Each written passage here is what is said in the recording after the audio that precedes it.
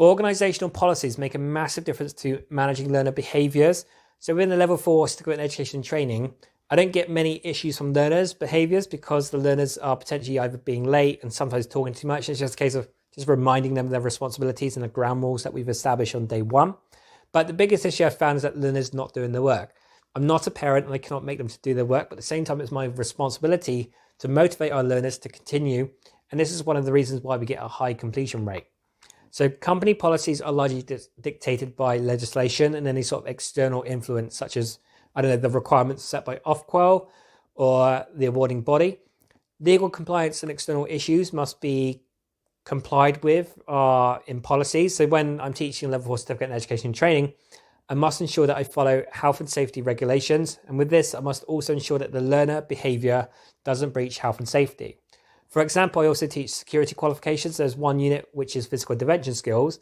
And if you're aware of the security industry, these are skills needed by door staff in nightclubs and pubs. And it's their responsibility to deal with aggression. So we practice these skills in the classroom. Therefore, there is a risk that learners could get injured.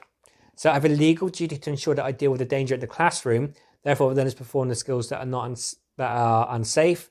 It is my job to prevent this from happening. So being a laid back and relaxed teacher, I need to demonstrate more assertiveness and be on top of my learners to prevent them from getting injured or hurting others. So our policies will state what I must do in those situations, but must be in accordance with the law. So as such, we set our own code of conduct by our learners by completing the level 4 certificate in education and training, which sets out the ground rules and behaviors expected by our learners and what the organization expects of each learner in terms of their behavior, making it clear what the penalties are if they don't comply. So if we as teachers don't apply these rules, then we could be breaking the law, but ultimately failing to deal with it will give all other learners a negative experience. So we must actually deal with it immediately. If learners fail to follow the code of conduct during the level 4 certificate in education and training, then we are within our right to follow the disciplinary procedures. This is what will happen if behavior is deemed unacceptable. The purpose is to create an environment where poor behavior is not tolerated. It's essential that the training provider backs up the trainer to enforce the rules. Within the disciplinary procedure, there are typically 2 levels of challenging behavior: unacceptable and gross misconduct. So unacceptable behavior is normally handled within the class and includes areas like switching off your phones, swearing, and potentially your attendance. If this behavior continues, it should result in learners being placed on a cause for concern list.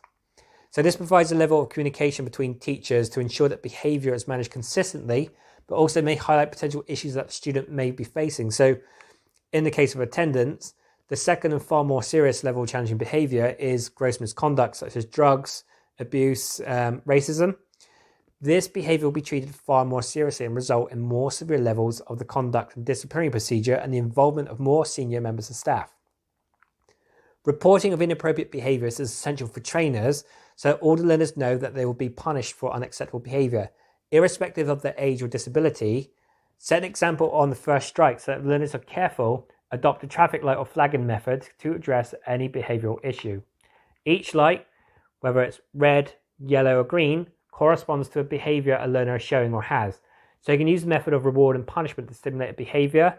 So in inclusive practice, all learners are given access to equal opportunity to use resources in order to acquire knowledge.